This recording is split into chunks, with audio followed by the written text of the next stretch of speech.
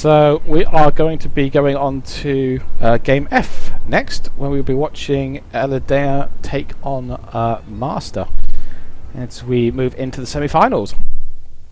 This time, well, we'll be seeing a Forge game first, but we'll also be seeing Miso in action, which, as if anyone's seen it yet, has changed quite a lot. That is a very, very different map than it used to be. Oh, and indeed, I'm being told that in Game E, Gregorian Monks has already won his first game against Kiwi. Our wildcard entry from the fantastically well. A wildcard from the qualifiers is kicking some serious bum. Is he a good man? Is he seeded in the ladder? Or is he not in the ranks? But he is in the Uber League. I don't know where he falls in the Uber League. He's doing very, very well. But I think he's only just recently started. This is the qualifiers is his first tournament in the PA community. So he is an experienced Subcom player who's just joining us.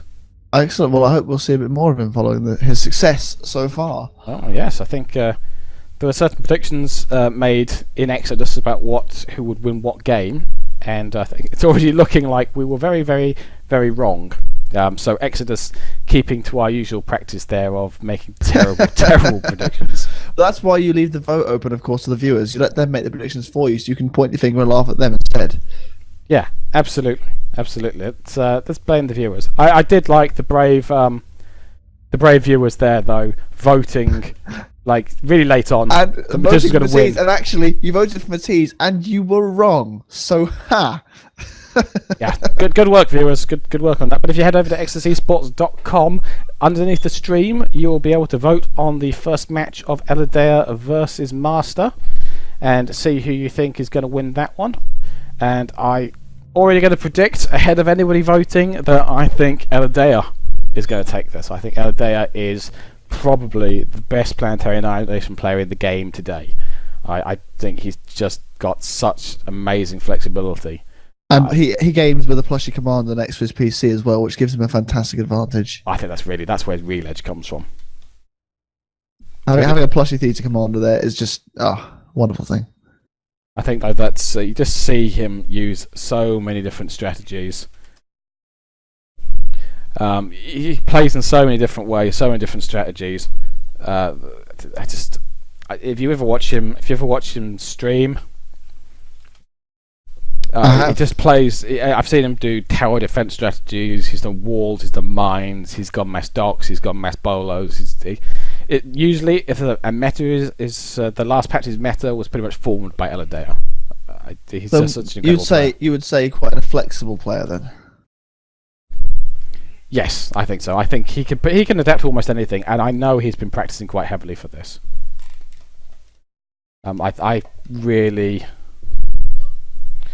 I really like his chances.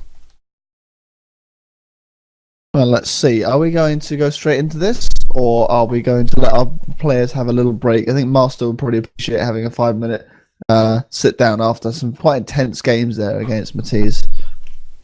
I think he's. How long has he had already? How long did that game finish ago? Yeah. I'd like a break too. You don't get a break. You're casting, son. Hang in there. Be strong. I almost finished my water. What happened to I can talk all day? I can talk all day, but usually I have water. You see, where's the preparedness? I have a bottle. I've finished it. You see, you need a flask, like I have.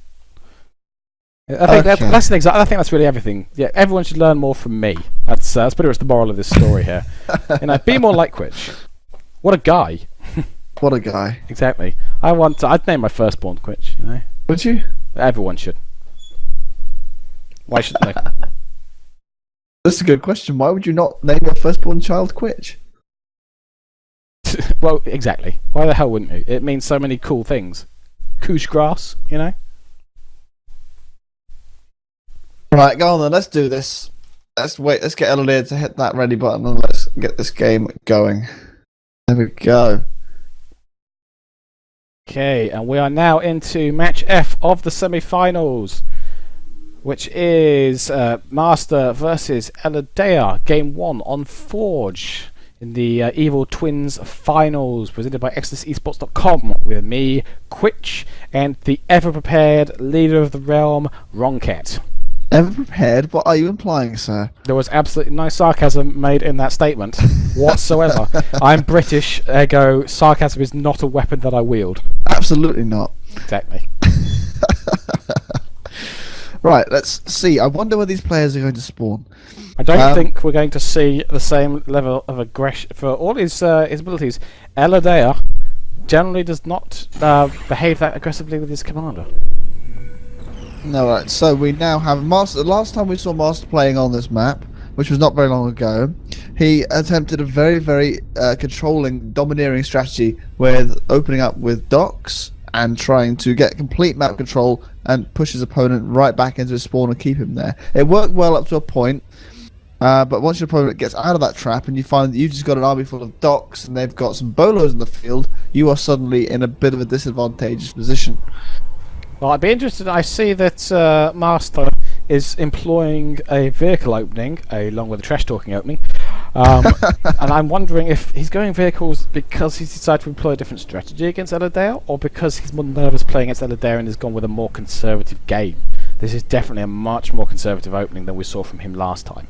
It's good to see that both players are investing so much of their APM into the emotional side of the game and trying to psychologically win the game.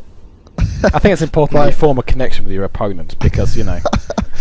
Well, this is quite a connection we're forming here. I mean, I'm tempted to call in Marshy as a registrar at this point. I think you can only, you have to love them before you can destroy them. Oh, wow. That's deep. You see, that's just it. We are philosophers here at ExodusEsports.com. You will learn from us much wisdom. Oh, right. Anyway, back to the game. We now see two weaponless scooters brushing noses. I'm not. Oh, that's cute. Kiss.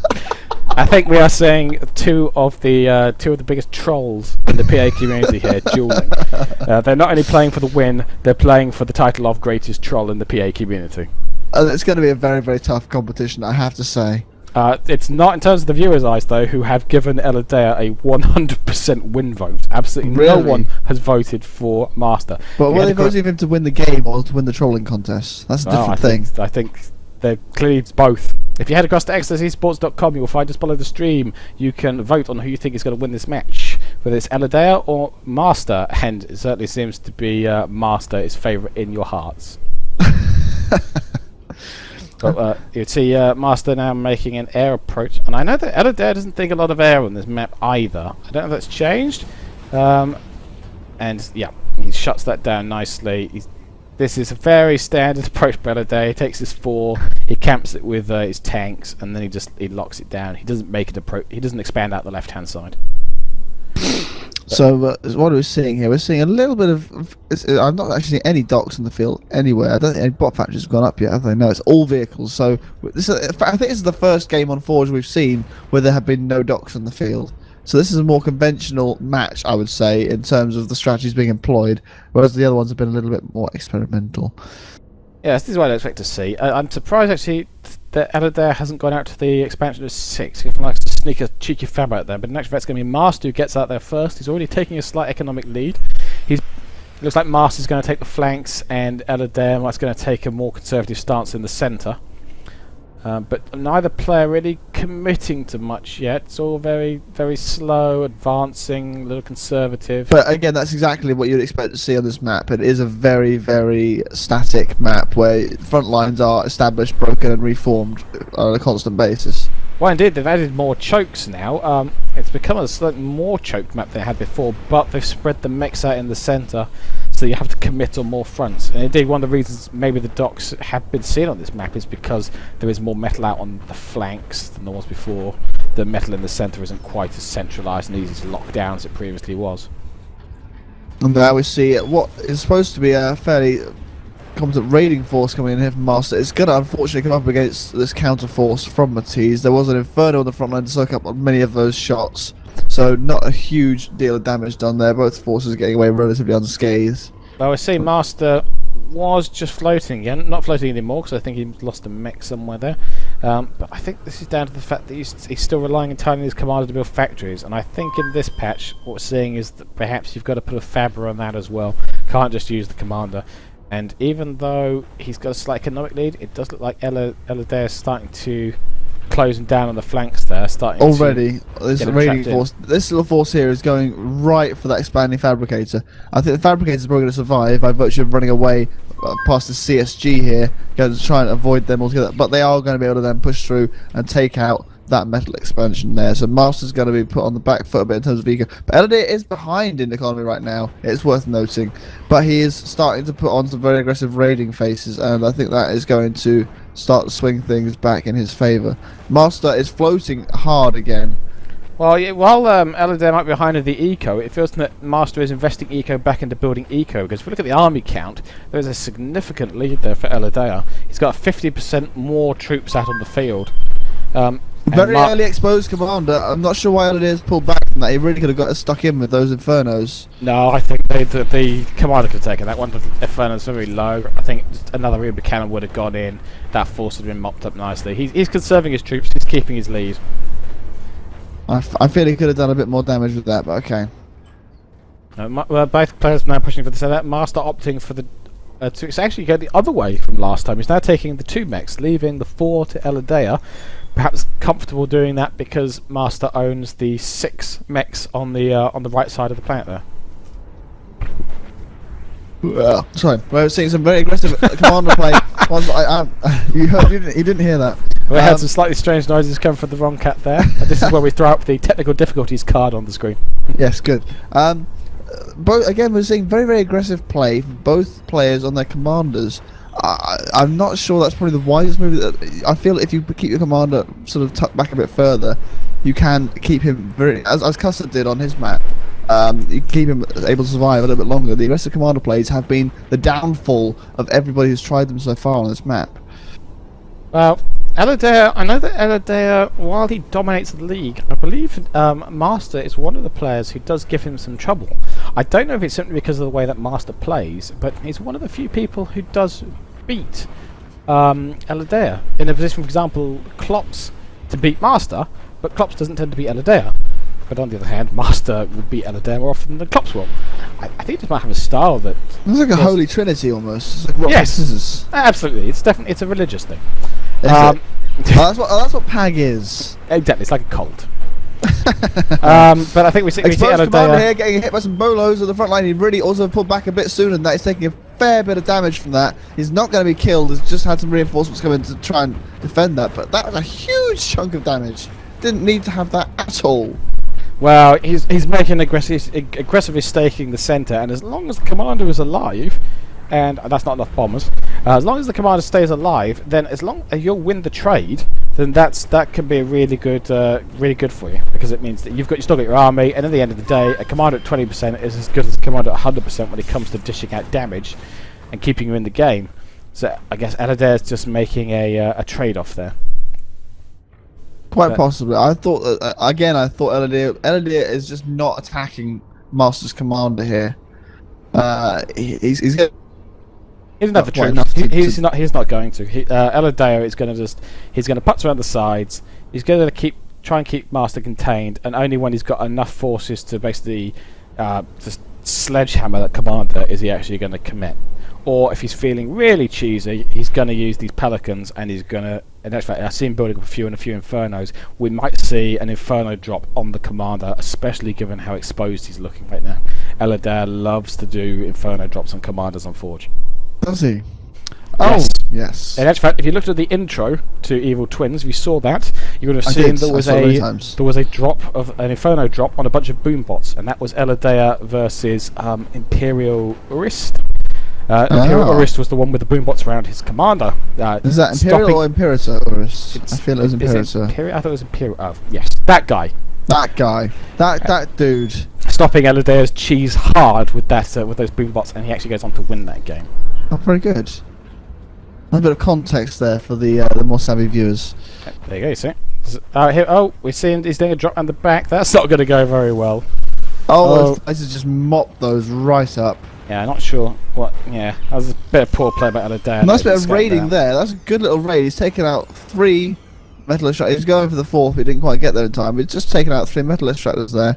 And there are no fabricators anywhere nearby, so it's going to take Master a while to recover from that. Another Inferno drop at the back, taking out more metal. That is going to absolutely crucify his economy. Really, really good play. Really, really good play there from Aladea. Completely denying that. Yeah, he's just everywhere on this map right now. Master has often been ahead in economy, but Aladea is just everywhere. He's raiding on the flanks. He's doing drops around the back. Master has taken the air lead, a significant air lead, in fact. But I think Aladea just doesn't care. He's throwing spinners in his forces, and he's just shooting down the bombers. But he has lost his natural. Bombers. No, don't stop calling it that. No. He has lost his natural expansion. He's lost the expansion closest to his base. That's a far more elegant way of saying it. Oh. I actually feel ill now. Anyway, thank you. You've joined us for TheWrongCat's medical updates. But we see Aladea now starting to push in on Master's base, which is really starting to look in trouble, especially as he brings around his force from how many bombers are there? Is that enough there for a 1 pass? Hashtag not committing. Okay, so Aladea, that Faber lost his Faber trying to take back his natural in just throwing some things away here. Both players really pushing hard into each other's bases. Very close. I think this air advantage though. Yeah, the air advantage is huge. The air advantage is huge here.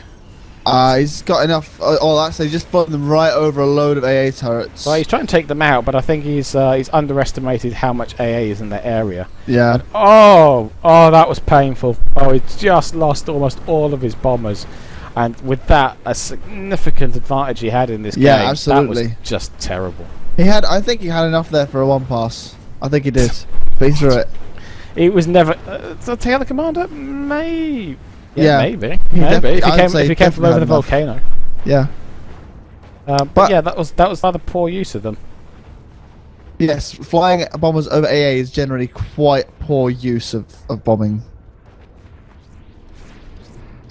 If he doesn't want to, he can't afford to allow that side to get locked down in the way that Custard did. He has to take out the stuff that's there. I think he was going to bomb out the AA turrets, then just bomb out the turrets, and he could sweep in with his tanks. But there were turrets at the back that he didn't know about. If it was just the 2 at the front, he'd have been fine.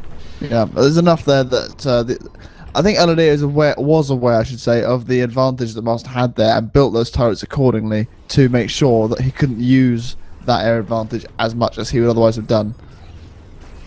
Master's still ahead in the eco here, though. Well, he's completely uncontested on the right flank for those 6 metal extractors. Although for some reason one of them. Actually, gone. this is a cheeky little one over here. Yes, proxy base. He is proxying. Colin, eat your heart out. He is setting up a proxy base. That's a legitimate proxy base. That's a good one. That's a nice proxy base. My favourite kind of proxy base. Aladea just seeming a little trapped in the centre there. I mean, if we look at the army tab.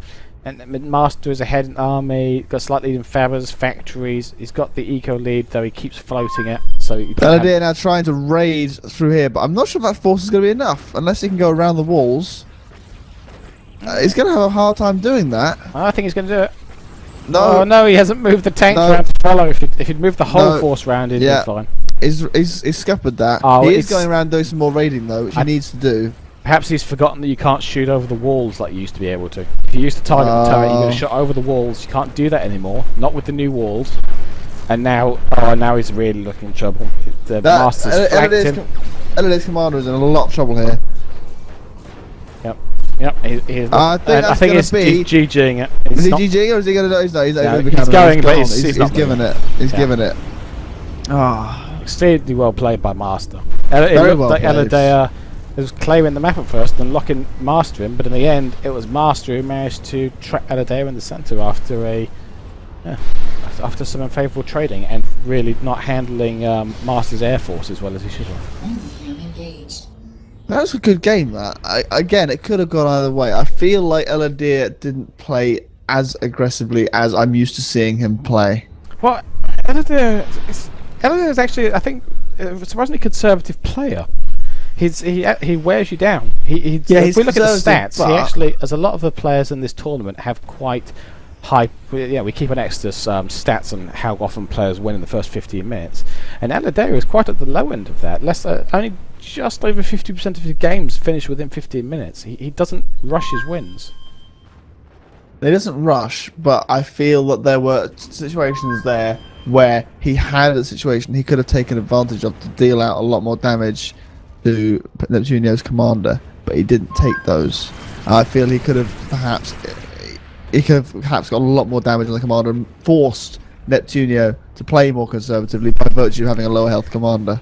Maybe, but I don't think the commander for Neptunio wasn't a big factor in the game after that. He sort of built his factories, and it was Eladir who got himself stuck in the middle. The commander was on the front line doing a lot of building. That's what he would have not been perhaps felt so comfortable doing that if he was on lower health than he was psychologically.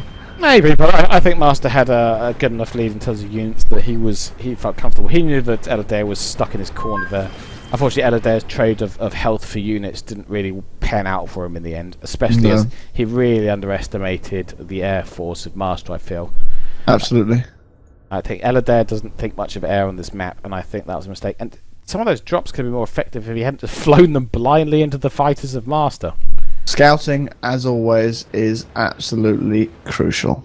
Right, so scouting is not a phase of the game, it is something you're always doing. I don't know if you saw, but at one point what happened was where